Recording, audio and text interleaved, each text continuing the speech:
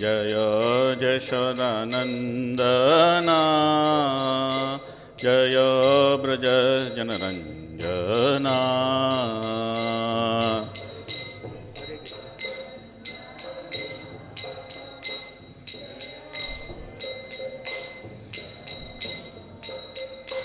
जय जमुनाधीरवनचारी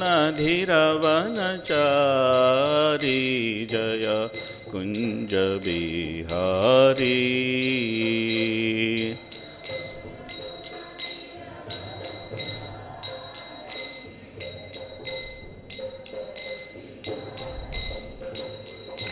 जय राधा-माधवा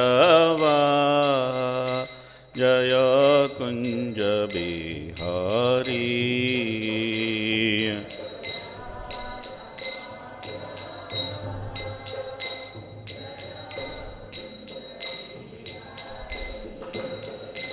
हरे कृष्णा कृष्णा कृष्णा हरे हरे हरे राम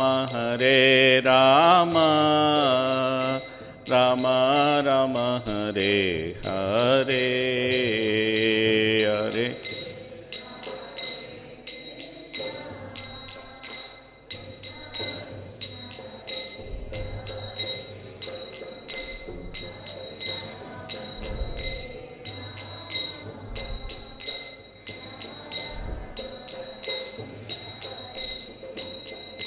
हरे कृष्णा कृष्णा कृष्णा हरे हरे हरे राम राम राम हरे हरे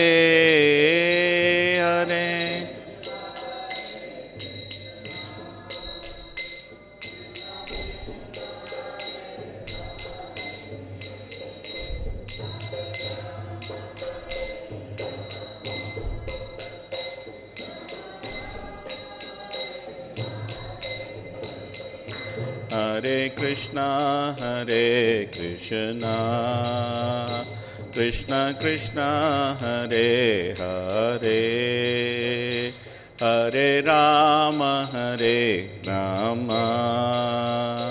राम राम हरे हरे हरे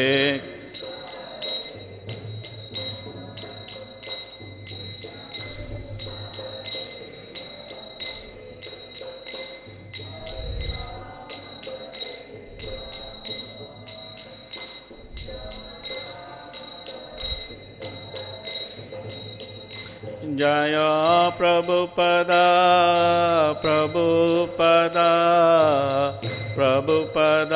जय प्रभुपदा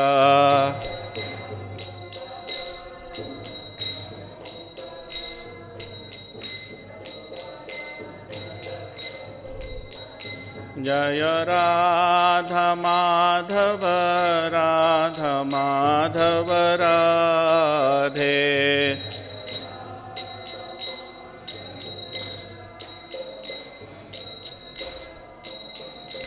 जय नृसिंहदेव जय नृसिंहदेव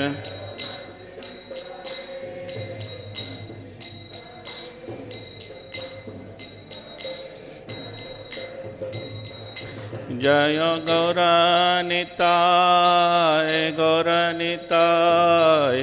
गौरनिताय जय गौरनिताय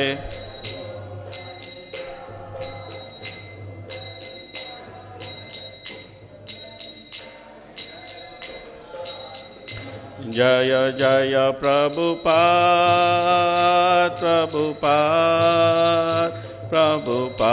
जय जय Prabhupada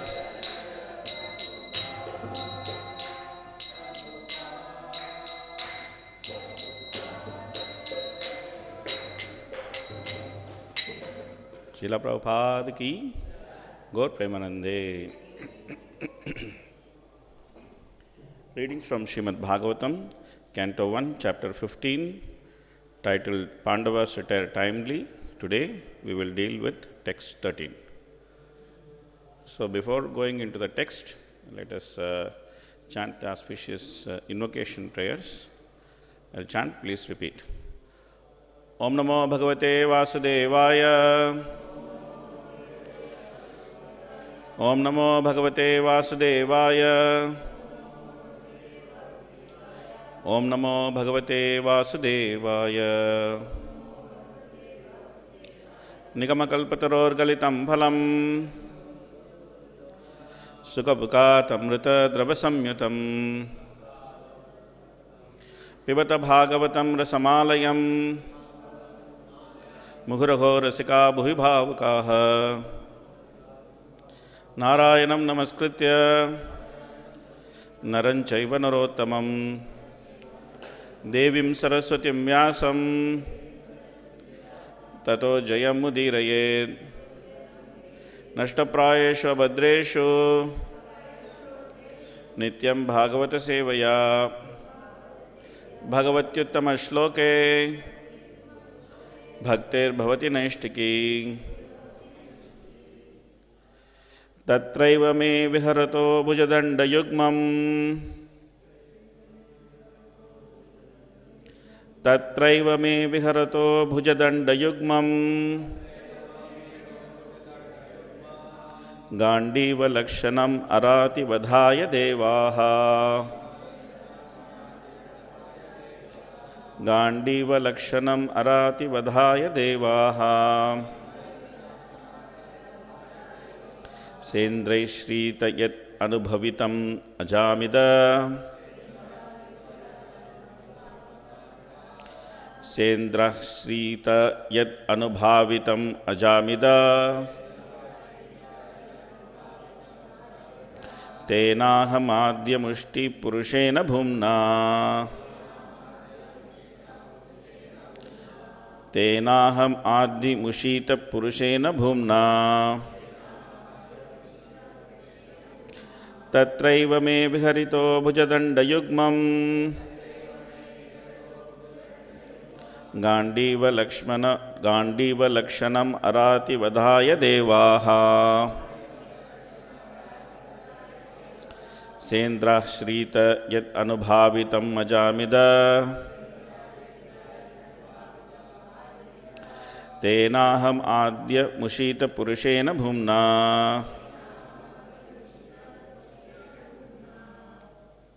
Okay, somebody else. tatraiva me viharato bhuja-daṇḍa-yugmam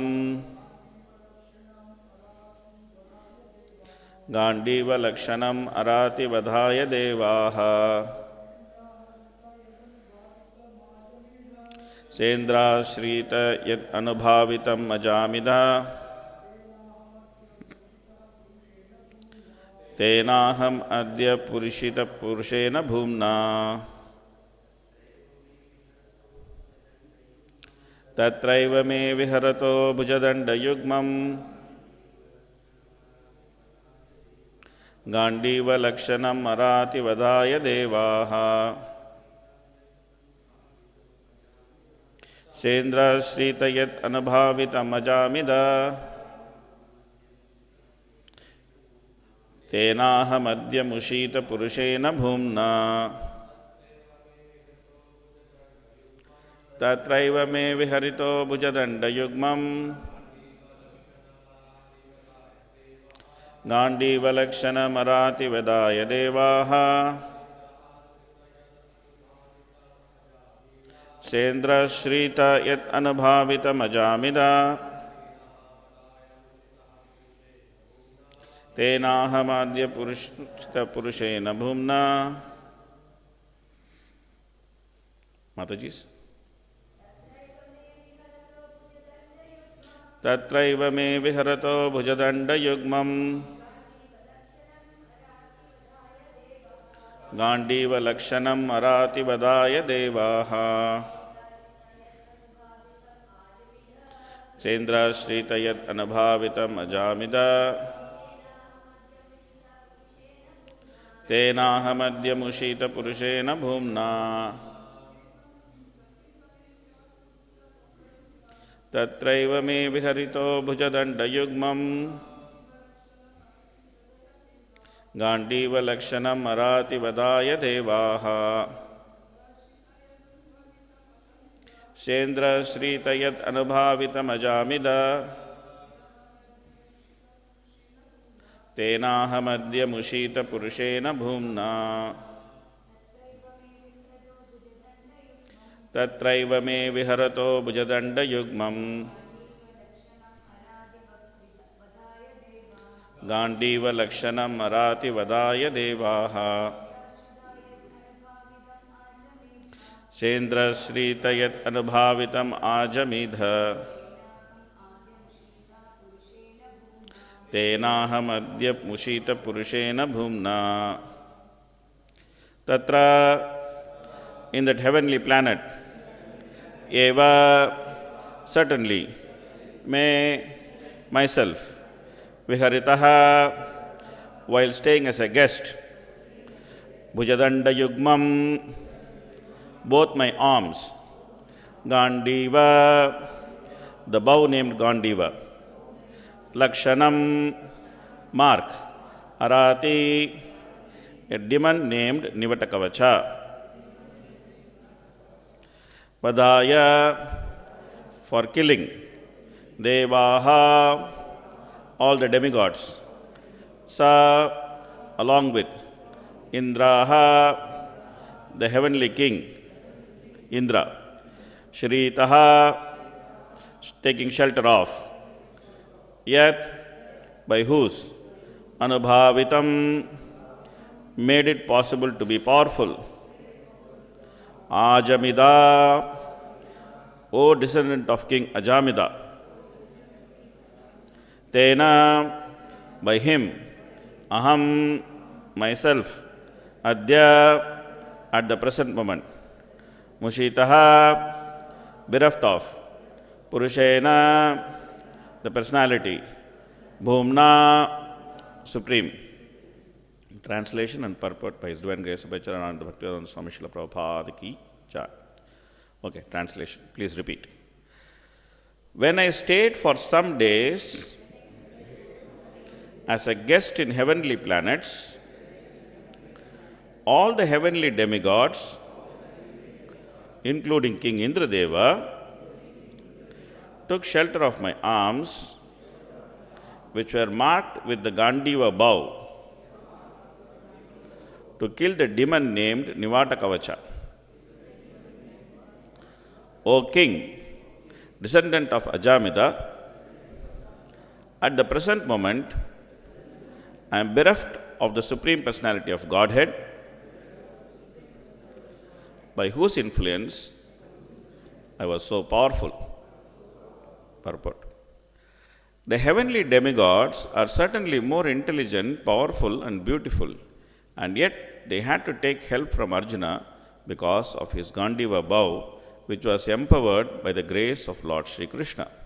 The Lord is all-powerful, and by His grace, the pure devotee can be as powerful as he may desire, and there is no limit to it. But when the Lord withdraws His power from anyone, he is powerless by the will of the Lord.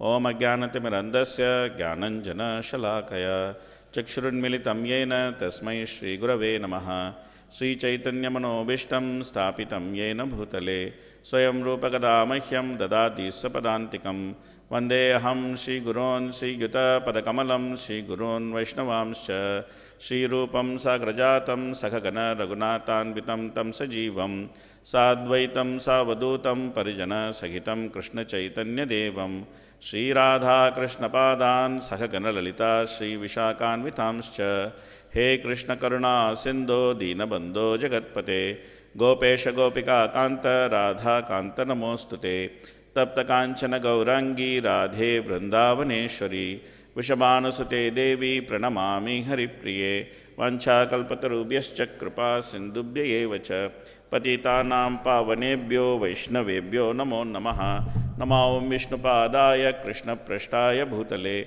Srimate Bhakti Vedanta Swamin Iti Namine Namaste Saraswate Deve Gauravani Pracharine निर्विशेष शून्यवादी पाश्चात्य देशतारिणे जय श्री कृष्ण चैतन्य प्रभु नित्यानंद श्री अद्वैत गदाधर श्रीवासदि गौर भक्त वृंद हरे कृष्ण कृष्ण कृष्ण हरे हरे हरे राम राम राम हरे हरे नमो विष्णुपदाय कृष्णपृष्ठाय भूतले श्रीमते देवतागस्वामिने नामिने नमाचार्य पदाय प्रापदायिने गौरगतदामदाय नगरग्रामतारिणे मूकं करोति वाचालं पंगुं लंघयते गिरिं यत्कृपातमहं वन्दे श्रीगुरुं दीनतारिणं परमानन्दमाधवं श्रीचैतन्यमीश्वरं कथाञ्चन स्मृते यस्मिन् दुष्करं सुकरं भवेत् विस्मृते विपरीतं स्यात् श्रीचैतन्यं नमामि तम्। Hare Krishna. So when I stayed for some days as a guest in the heavenly planets, all the heavenly demigods, including the King Indradeva, took shelter of my arms, which were marked with gāṇḍīva bow, to kill the demon named Nivātakavaca. O King, the descendant of Ajamīḍha, at the present moment I am bereft of the personality of Godhead, by whose influence I was so powerful. So, the context is that Arjuna, he has gone to see what is happening with Krishna in Dwarka and his family, and he knows that Krishna has left this planet. In the meantime, Yudhishthira Maharaj, he is seeing various omens which are not very auspicious, and therefore he himself has more or less concluded that the Lord has wound off his earthly pastimes and he has gone back to the spiritual world. In the meantime, he is eagerly waiting for Arjuna to come back. So, when Arjuna comes back, then Yudhishthira asks him a series of questions because Arjuna is very much disturbed. So, when Yudhishthira asked him a series of questions about the well-being of the Yadus and also his own situation, then Arjuna, he was holding back all this time his feelings because he was traveling and he was trying to protect those who are left, the queens of Krishna. He was trying to protect them and somehow bring them to Hastinapura. But he has not been very successful in that endeavor. So he was holding back all his emotions. Then the moment Yudhishthira asked the questions, then Arjuna, he burst out with his emotions. And then he was recollecting various ways that how he was so close to the Supreme Personality of Godhead, Sri Krishna, who treated him as an intimate friend. And then he is lamenting the loss of his close friend, Sri Krishna. In the process, he is recollecting various incidents or various circumstances with great gratitude that how he was helped and empowered by Krishna. And now that Krishna is not there, how he has become so powerless. So, this is a very interesting context or part of Srimad Bhagavatam, where Bhagavatam and Bhagavad Gita, they are going to directly meet each other. Because later in this section, Arjuna will remember the instructions of Krishna in Bhagavad Gita to pacify his disturbed mind. So here in this purport, Prabhupada is making a very interesting point. Prabhupada is saying, a pure devotee can be as powerful as he may desire, he means here Krishna, and there is no limit to it.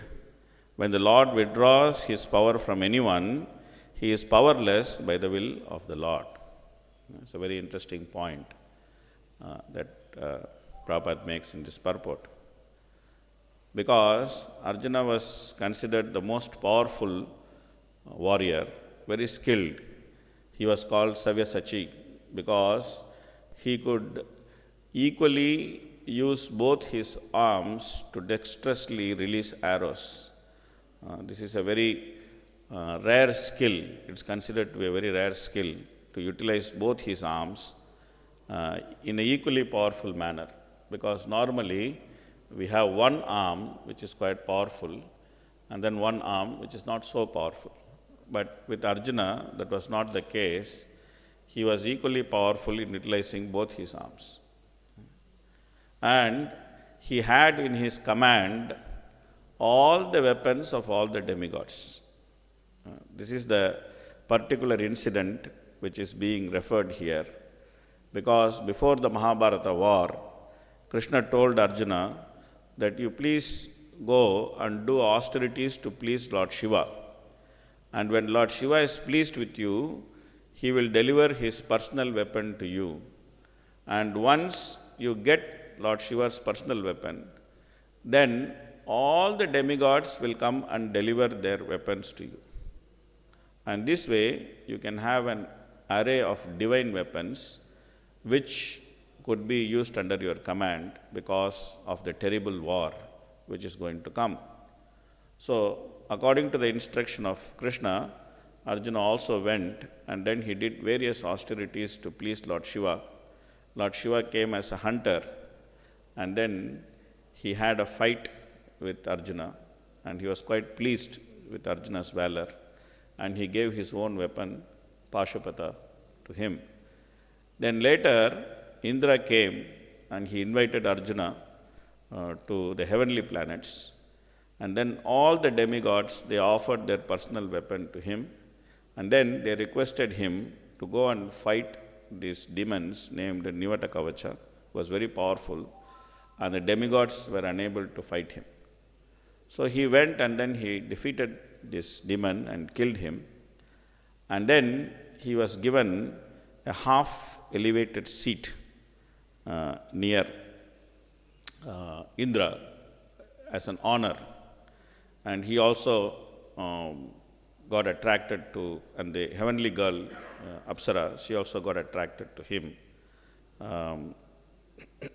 Anyway, this is all there in Mahabharata. But the point is that Arjuna is such a powerful person that he had all these different weapons in his command. But the same powerful person, and when Arjuna was finishing his Agyatavasa means hiding. They had this condition that 1 year they had to live in hiding. So when Arjuna finished his Agyatavasa, Duryodhana had a doubt that these people are in Matsya Rajya because the commander-in-chief of Matsya Rajya, who was Kichaka, he was killed by a very typical way. And the typical way of killing is Bhima's way of killing someone in arm wrestling. It's very gory detail. We will spare the class of the details. But because Kichaka was trying to misbehave with Draupadi, so then Draupadi went and complained to Bhima.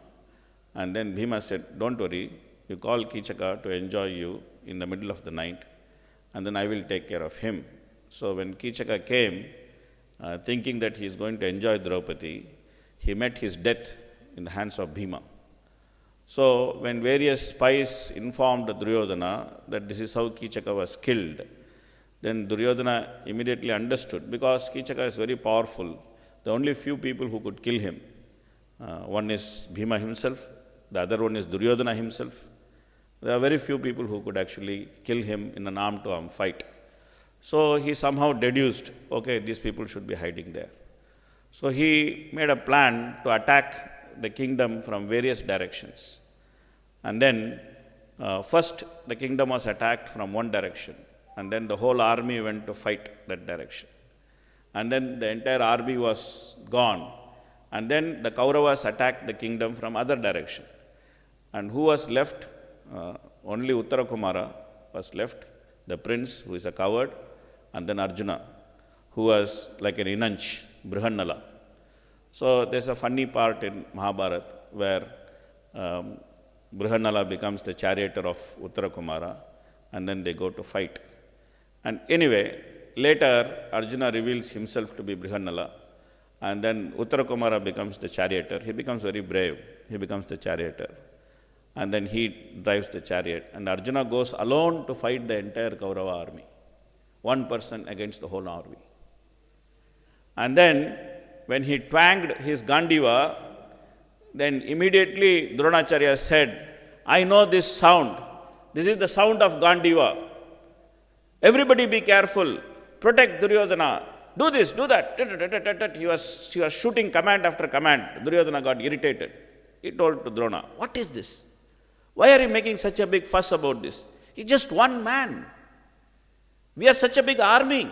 Why are you making such a big fuss about this one man? And then Bhishma said, you don't know. This fellow has been waiting for 13 years. He will burn all of you down. Better you run away from this battlefield. You take the cows, you start running now. If you value your life, this is the best thing you should do. Run away from the battlefield. Duryodhana said, no, I will not run. I will face him. I will kill him. Don't be fool. Just run away. So, then there was a party which was protecting Duryodhana, and Duryodhana was going away from battlefield. And Arjuna saw by the dust, he said, hey, the Duryodhana is running away. Let us stop him. So he threw volley of arrows. One man against a whole army. He threw volley of arrows. Nobody could face him. Nobody could face him.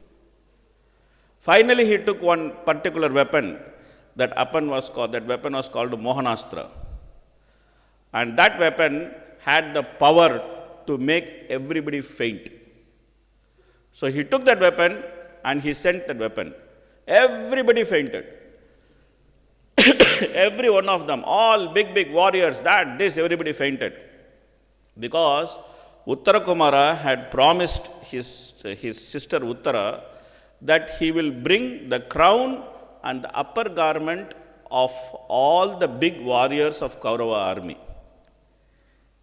He had promised, he playfully promised that Uttara, I am big man, I can go and fight the entire Kaurava army myself.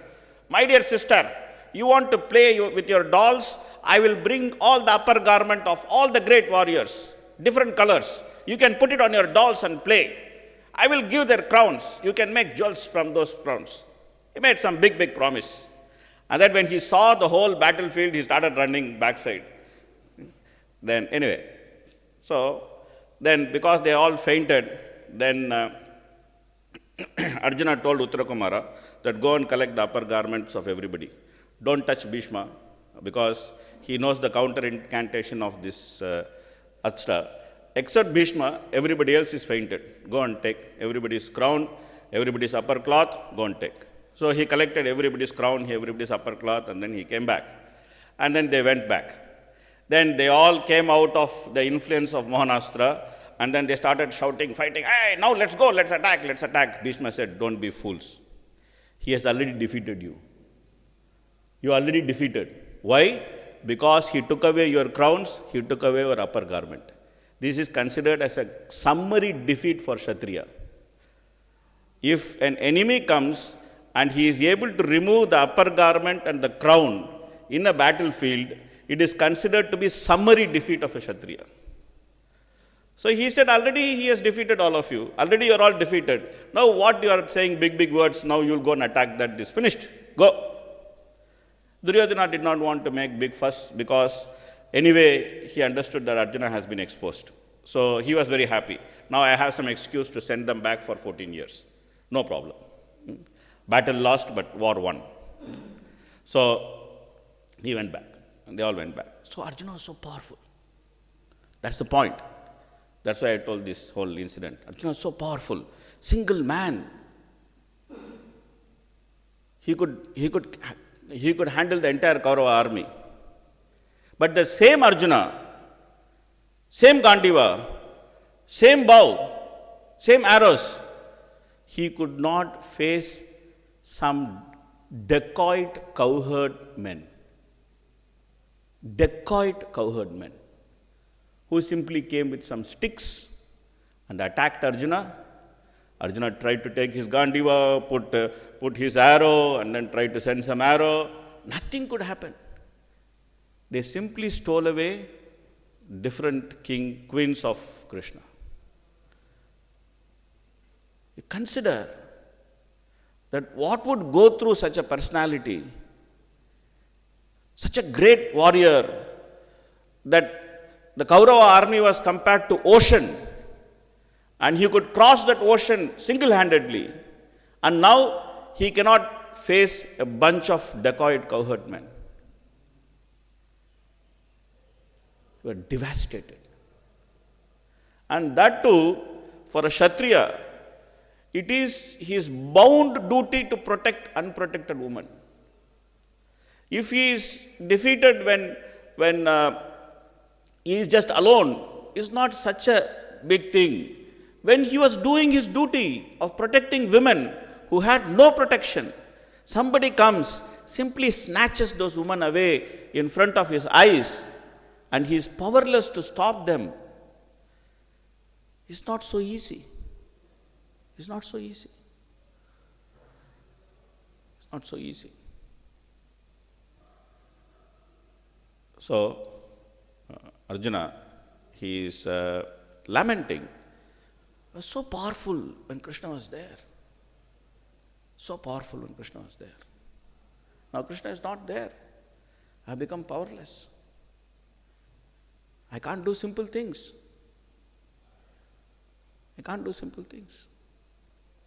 So, Prabhupada reveals that if Krishna wants, by his will, even a great warrior like Arjuna can become powerless. Therefore, it is very important to understand the principle of empowerment in Krishna consciousness. Very, very important to understand.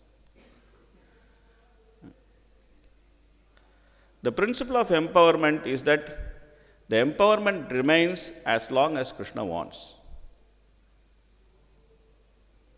and simply goes when Krishna wants. So therefore, as a devotee, one should always remain humble. One should not get carried away by power, by position, by the different external things which can happen around a devotee. Because they can be simply removed by Krishna in one moment. In one moment, everything can become all right. One moment, the devotee may think that I am the most powerful person in this whole world, I can do whatever I want. In another moment, Krishna may show that you are most nothing also. It's possible. Like Bali Maharaj, when Vamanadev came and begged him 3 feet of land, Bali told him that you are not expert in asking charity. You don't know whom you should ask what. And then he told about his own glory. He said that if someone comes and begs charity to me, 7 generations of his family, they should not go and beg. So much I am able to give. You are just having a small form, little feet, and then you just want just 3 measures of that feet? What is this? Then he educated Vamana. Okay, you don't know how to ask charity. Let me give a list of things you can ask as charity from me. You can ask for golden chariots, you can ask for villages, you can ask for a nice wife, you can ask for so much riches. He gave a big list to Vamanadev. That these are things you can ask from me. Why don't you choose the correct answer from this list? And why don't you ask something which is something befitting my status you ask? No, you ask something befitting my status. Because in Bhagavatam it is said that one should not go to a king and ask for a handful of grain. So he said, you ask something befitting my status. I am a great giver. You ask something befitting my status. Then Vamanadev said, no. One who cannot be satisfied by what he needs, he cannot be satisfied by what he wants. Even if he gets 3 worlds, he cannot be satisfied. You just give me what I want. What I need, this is what I need, please give me. This is my need, give me. The same Bali was bound like an animal by the ropes of Varuna. He was bound like an animal by the ropes of Varuna, and he was dragged in front of Vamanadev. And Vamanadev was sitting in Bali's throne. And then he asked Bali, now what? Where is the third step? My dear, Bali, you spoke so much. Where is the third step? Where will I keep my third step?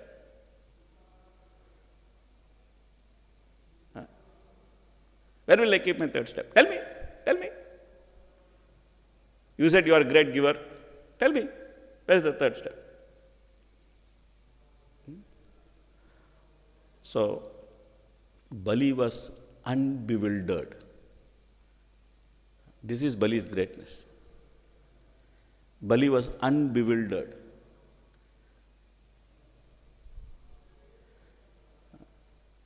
He was unbewildered. From beginning, Bali was a very balanced person. He knew the secret of dharma.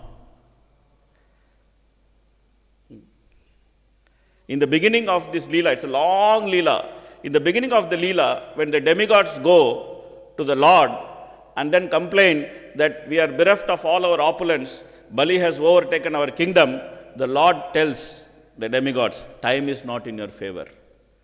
Go and make friendship with the demons. And then cooperate with them to get the nectar.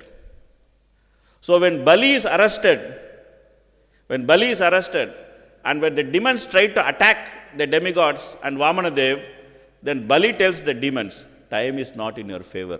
Don't attack the demigods. Simply go to the lower planetary systems where there is your place. I will deal with my fate. You please save yourself. Don't try to fight for me. Bali is a great man. That's why he is Mahajan. He was unbewildered by the change of fortune because he knew the secret of dharma. And he offered himself completely to the Supreme Lord. Okay, third step, keep it on my head. Everything is yours. Take it. I am yours. Atma Nivedana. So, Arjuna here, he is going through some difficulty. He is trying to recollect the different things which Krishna has done for him. But it is very interesting that how Arjuna is lamenting for Krishna. It's a very interesting point. With this point, we'll try to conclude the class. It's a very interesting point because if we understand this point, we will also understand what it means to love. Arjuna lamented throughout this section for what he lost because Krishna was not there.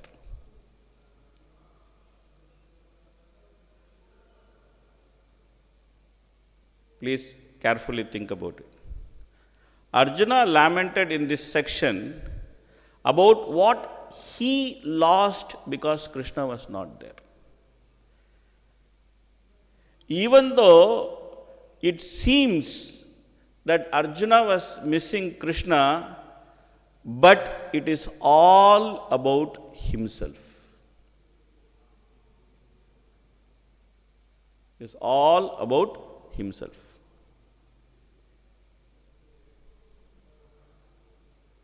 In a relationship,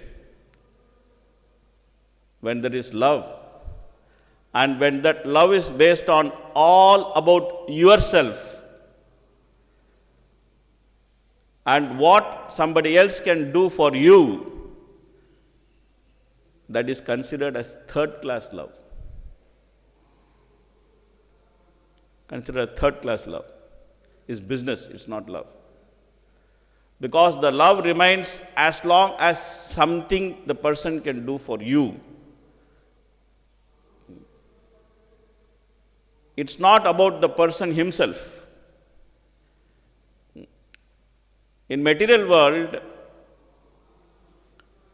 we always, when somebody goes away or somebody leaves their body, if we very carefully think about why do we miss that person? Most of the time we miss that person because he has done so many things for us and now he is not there to do it. It's not about the person himself. It's about what service I was getting from him. I have lost that service. That's not love. That's simply business.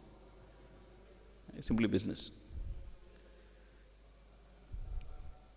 Simply business. So, Krishna teaches what is love. Love is not about what other person does for me, therefore I will miss him. Love is about missing that other person himself as a person, irrespective of what he does for us or what he does not do for us.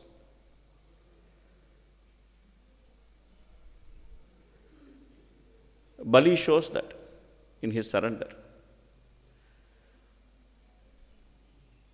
Bhishma shows that at the time of his death. Kunti Maharani shows this in her prayers. The gopis show it in their lamentation when they miss Krishna.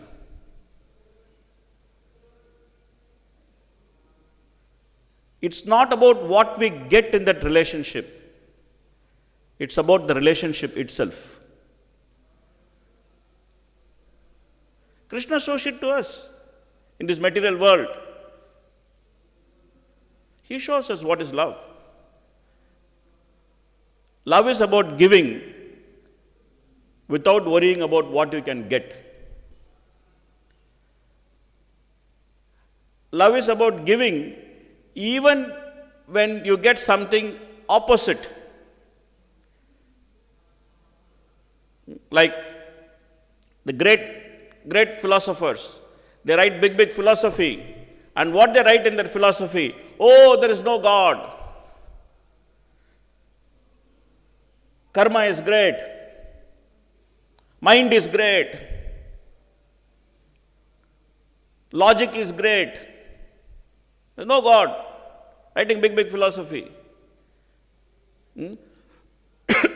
And who inspires them to write that philosophy? Krishna himself inspires them to write that philosophy. Because they want to be bewildered, Krishna inspires them to be bewildered.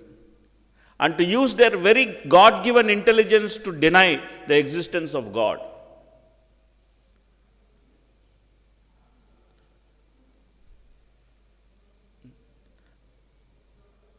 So this is love. Krishna teaches us what is love. To give without expectation. To love a relationship. Not that what advantage you get from that relationship.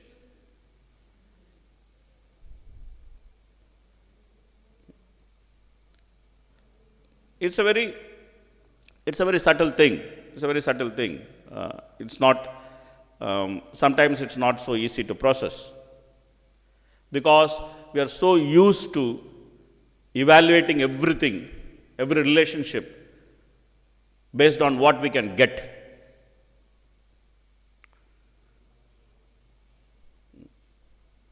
So Arjuna is lamenting and evaluating the relationship based on what he can get.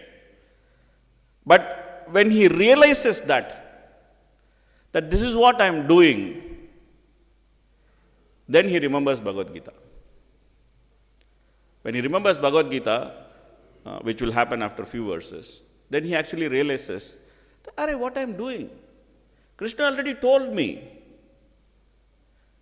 that sometimes you win, sometimes you lose. Whether you win or lose, your relationship with Krishna is not changing. So the real truth or the real substance is to be established in that relationship. And winning and losing is simply incidental. It keeps happening in the material world.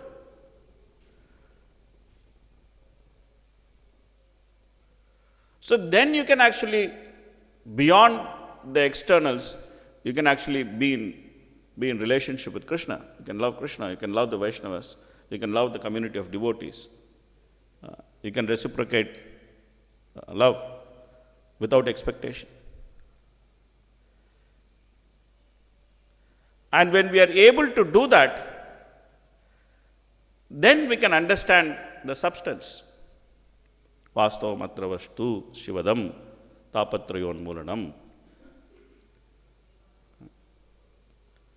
So, Arjuna here, he is lamenting, and Prabhupada is very nicely pointing out that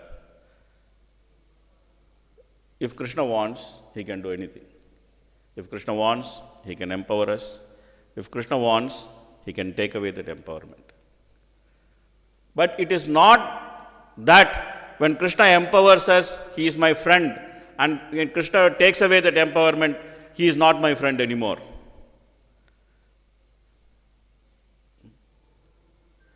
When Krishna empowers, he is my friend. When Krishna takes it away, he is still my friend. Because whatever Krishna does, within that there is auspiciousness for the jiva.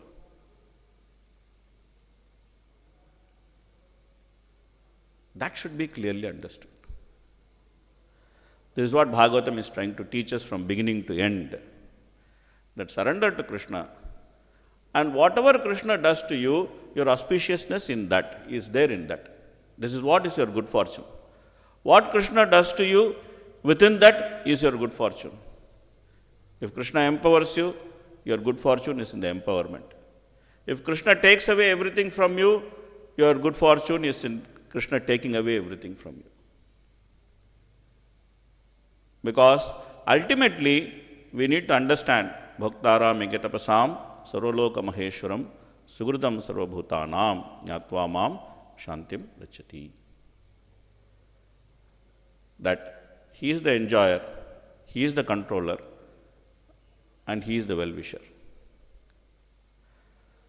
So if we simply understand this fact and try to unconditionally surrender to Krishna, and try to simply become instrument in Krishna's hands, and let Krishna do what he wants with us, then it is possible to remain humble and to chant the holy name, Hare Krishna, Krishna Krishna, Hare Hare, Hare Rama, Rama Rama, Hare Hare, 24 hours a day. Trinatapi sunichena, tarorapi sahishtuna, amanina manadena, kirtaniya sadahari. Okay, let's stop here. We'll see if there are some comments, questions. I don't know if there's a mic. Okay. Okay.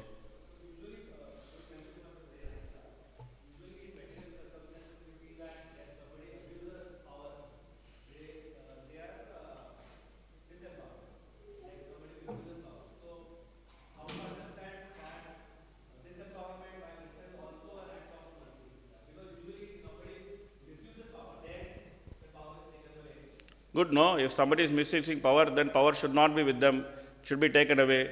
Because if it is still with them, they will keep misusing that power, and then that will become counterproductive for them. So that's directly Krishna's mercy.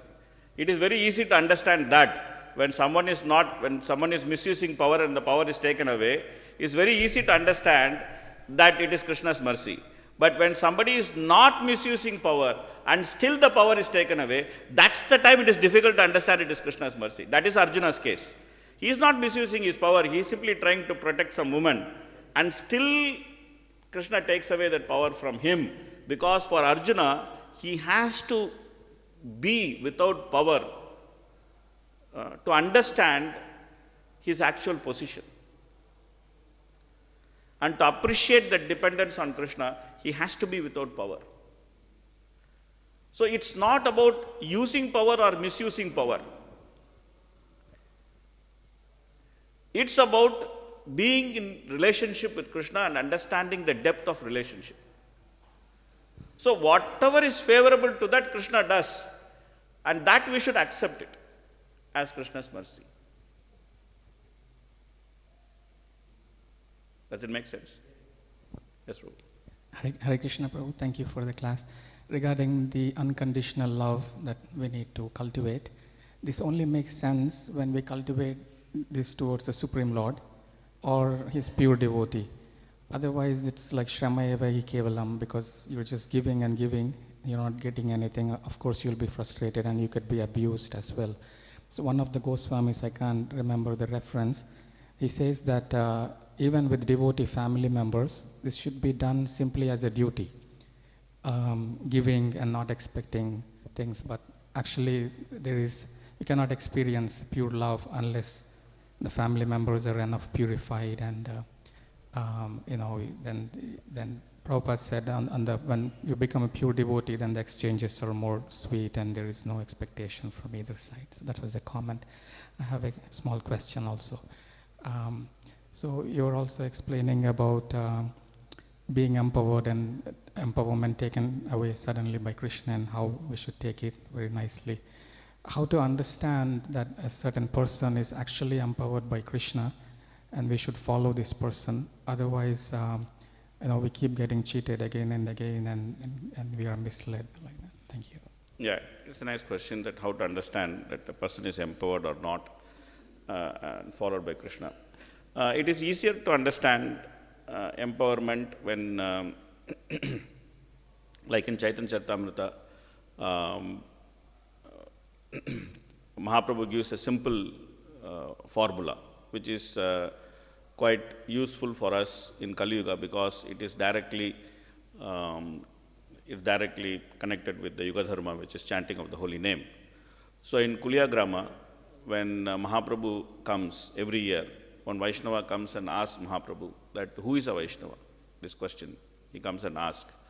So he asked this question to Mahaprabhu 3 times, and 3 times Mahaprabhu gave 3 different answers. I'm sure you are familiar with the question and the answers also. That the first time when this person came and asked him who is a Vaishnava, then he said anybody who is trying to chant Hare Krishna is a Vaishnava. Then second time when he came and asked who is a Vaishnava, Mahaprabhu said anyone who is fixed in his chanting is a Vaishnava. And third time when he came and asked who is a Vaishnava, then Mahaprabhu told anyone whose presence inspires everybody else to chant Hare Krishna, he is a Vaishnava. So we can take empowerment from that perspective, to see that a Vaishnava whose very presence empowers everyone to chant the holy name, he can be considered as an empowered person, because in Kali Yuga, that's the Yuga Dharma, and that's the true empowerment, that his presence actually makes people to chant the holy name. So that would be a good measure of how empowered a person is. That would help us to repose our faith on a particular person. We can see that from that perspective. That's my understanding. Yes, Madhu. Thank you, Prabhu, for a really enlivening class. This incident of Arjuna not being able to protect the queens was to show Arjuna how dependent he is on Krishna. So, but what was the reason for Krishna putting his queens through that experience of being subjected to this, experience? Actually, Vishwanath Chakravarti Thakur explained that the dacoits are actually Krishna himself. So, Krishna came and then Krishna took away his wives. So, it's not like somebody else came and took away his wives. So, it's not. Thank you. So sometimes these are, when acharyas explain, these things become very, very easy. Otherwise, it's quite difficult to understand. Yeah.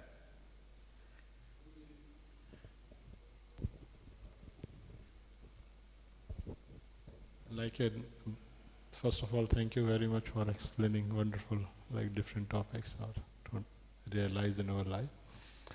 My question or some explanation on about this, Bali Maharaj, when you said that Bali Maharaj told his subjects, this is not perfect time to fight with demigods.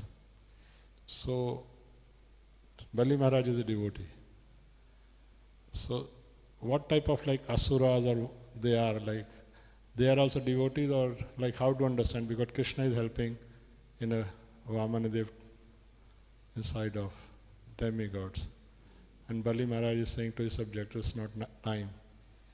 So it's like a, you understand my question? Yeah, yeah. No, those asuras were like, should I say normal asuras?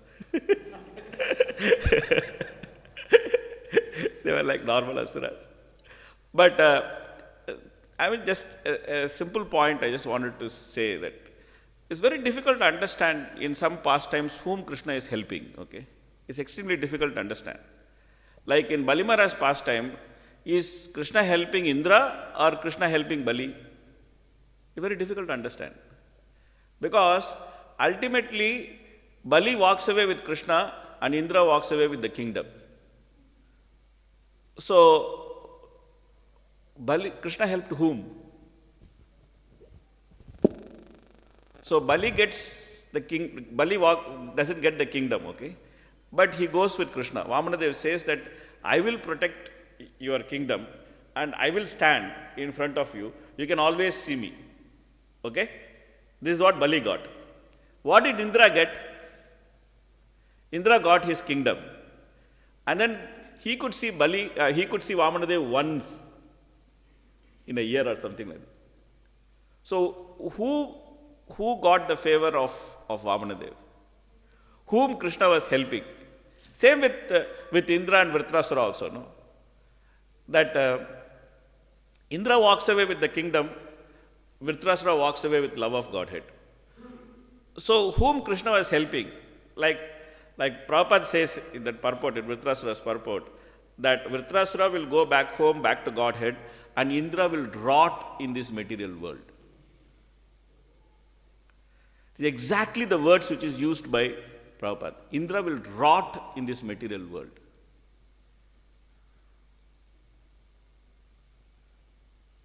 So it is not that when you get wealth, when you get power, when you get position, when your body is taken care, it is not that Krishna is favoring you. It is not always true that Krishna is favoring you.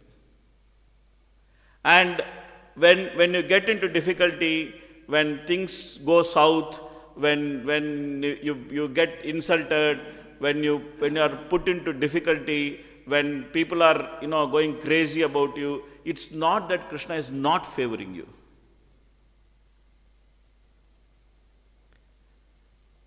These are simply external matters. Prabhupada says in one purport, this material world is like a hurricane. It's continuously changing, is continually getting disturbed. So many things are happening. Sometimes you may be in good position, sometimes you may be in bad position. The very nature of material world is like this. But if you try to understand Krishna's favor in terms of being in good position or bad position in material world, I am sorry, you did not understand Krishna.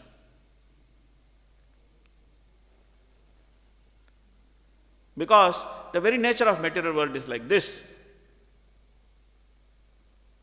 Like Brahma starts to create, Brahma, when he wakes up and then he finds he doesn't know who he is, he does austerity, then Krishna actually reveals himself in the heart, and then Brahma is praying for empowerment, and Krishna says, yes, you are empowered, just go ahead and create. Okay? Then Brahma, he actually drinks all this wind and the water which is just terrifying him, just simply drinks it, and it becomes very powerful. He situates himself in the lotus, and then he starts creating. The first thing he does, 4 Kumaras, and then he tells them, please get married, increase the population. They said, no.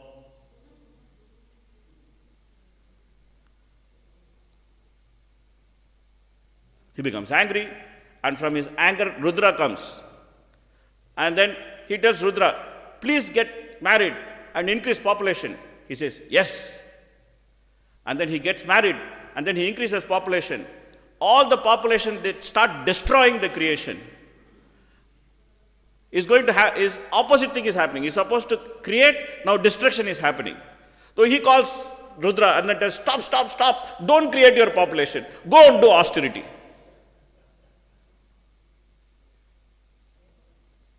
In the beginning of creation, Brahma faces problem. Immediately after being empowered by Krishna. Immediately. Just now he got empowered by Krishna. And then he started. First thing he did, he created nice boys.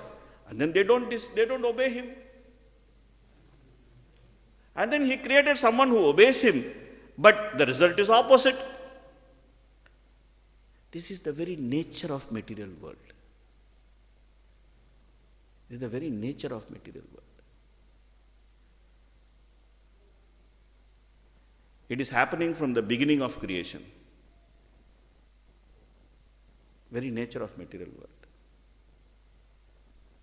One who is able to see Krishna's mercy through all this mess knows the secret of what is dharma. And that is what Bhagavatam is trying to teach us. That's why in Bhagavatam, everybody's life is messed up.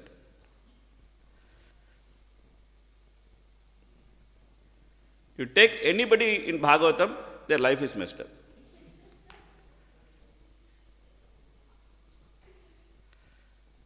But they are all great lovers of Krishna. They are all great lovers of Krishna.